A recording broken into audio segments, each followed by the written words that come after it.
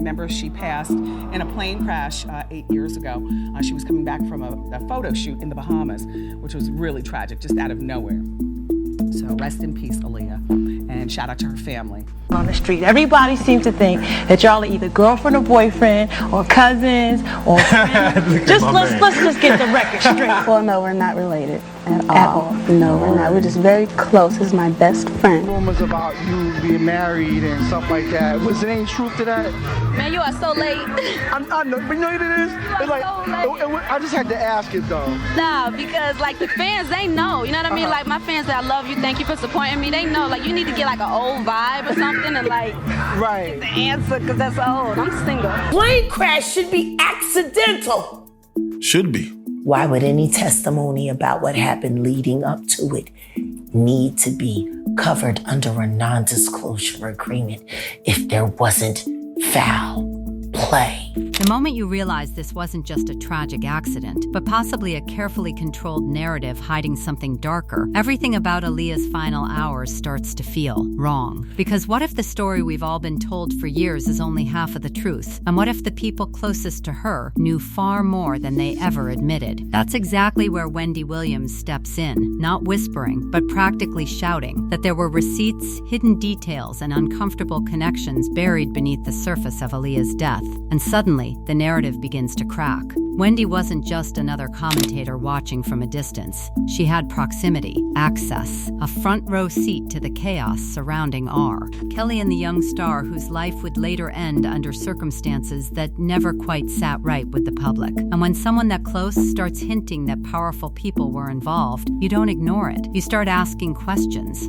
dangerous ones. Because here's where things shift from tragedy to something far more unsettling. Aaliyah, just 22 years old, boards a plane in the Bahamas after filming Rock the Boat. Except, according to claims that refused to die, she didn't want to get on that plane. Not once, not twice. Multiple times she reportedly resisted. So why was she still there? Why did the flight happen anyway? And why does the story of her being sedated before boarding feel like something out of a script no one wants to admit is real? Think about that for a second. A global star, surrounded by a team, people whose job was to protect her. And yet somehow she ends up on a flight she allegedly feared, under conditions that were never fully explained. A young baggage handler, barely a teenager at the time, later describing how she was carried onto the plane, asleep, not aware, not resisting anymore, just silent. That detail alone doesn't just raise eyebrows, it shatters the entire official narrative. And if that wasn't enough, the deeper you go, the more names start appearing. Not random names, not outsiders, but powerful figures already surrounded by controversy. The kind of people who don't just exist in the industry, they shape it. And suddenly, Aaliyah's story isn't just about one tragic moment. It becomes a web, a pattern, a timeline filled with uncomfortable overlaps.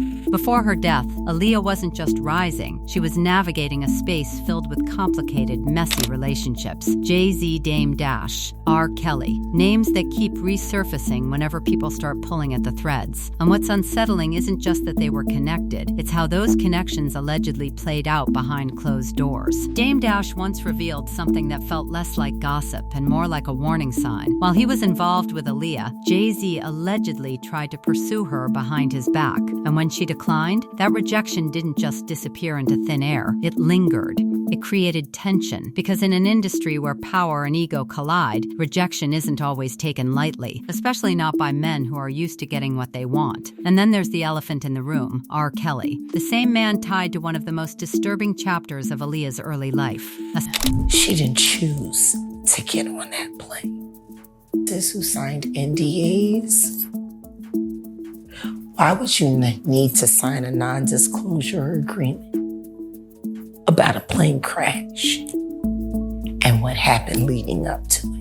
Secret marriage, a hidden truth that eventually came crashing into public view. And yet, despite all of that, collaborations continued, alliances remained. Even when the allegations were already circling, relationships within that inner circle didn't completely break. They just shifted, quietly. So now the question becomes unavoidable. How many people knew, not suspected, not guessed, knew? Because when Nas later spoke out, hinting that those around R. Kelly had witnessed things firsthand, it didn't just add fuel to the fire, it suggested something far more disturbing. That silence wasn't accidental, that it may have been collective.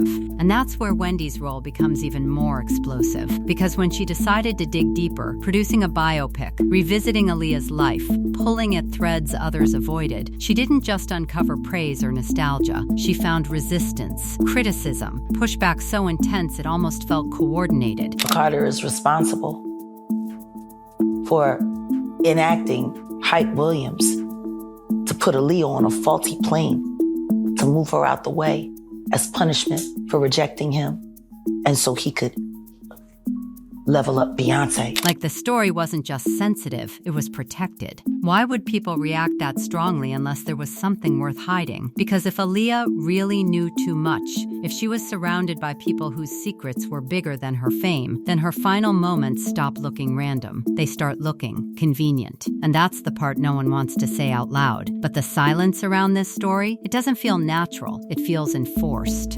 And the deeper you go, the more it feels like we've only seen the surface. And just when it feels like the story couldn't possibly get darker, another layer slides into place, one that doesn't just hint at tension, but at something far more calculated. Because the relationship between Jay-Z and R. Kelly wasn't just about music. It was about power, leverage, and secrets that may have been too dangerous to exist at the same time. The tour they shared, the collaborations that looked like business on the surface, suddenly start to feel like something else entirely when you hear what allegedly unfolded behind the scenes. Rumors began to swirl that during that tour, tensions escalated to a point where threats were no longer whispered. They were acted upon. R. Kelly himself reportedly claimed that there were people in the crowd at Madison Square Garden with weapons, sent to silence him before he could expose something. And the most chilling part? He believed those threats were connected to Jay-Z. Now pause right there.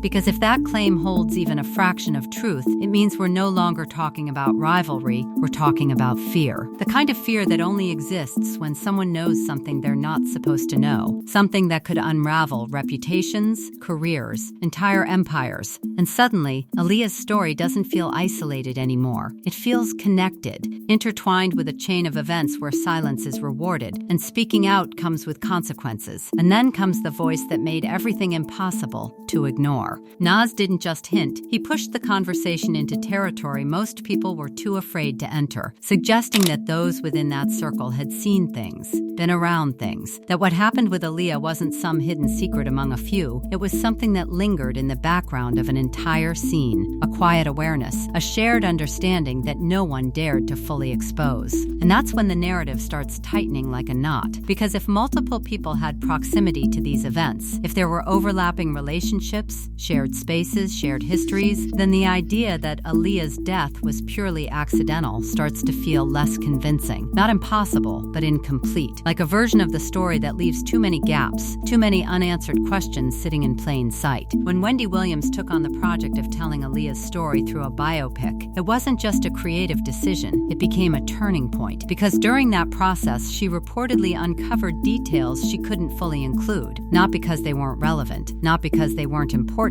but because they couldn't be said. Legal walls, industry pressure, invisible limits that told her exactly how far she was allowed to go, and no further. And when the project was released, instead of opening a conversation, it triggered backlash. Intense, immediate, almost overwhelming. Critics accused her of exploiting Aaliyah's legacy, of turning pain into profit. But what if that reaction wasn't just about the film? What if it was about shutting down the questions before they could spread? Because here's the pattern that keeps repeating. Every time someone gets close to the truth, really close, the noise gets louder. The narrative shifts. The focus changes. Suddenly, the person asking questions becomes the problem, not the questions themselves. And Wendy experienced that firsthand. Her emotional reaction, later turned into a viral moment, was dismissed as drama. But what if it wasn't drama at all? What if it was frustration, the kind that comes from knowing something serious and realizing you're not allowed to fully say it? And then there's the public, the comments, the theories that refuse to fade. People asking the same question over and over again. If Aaliyah were still alive, would she have spoken out?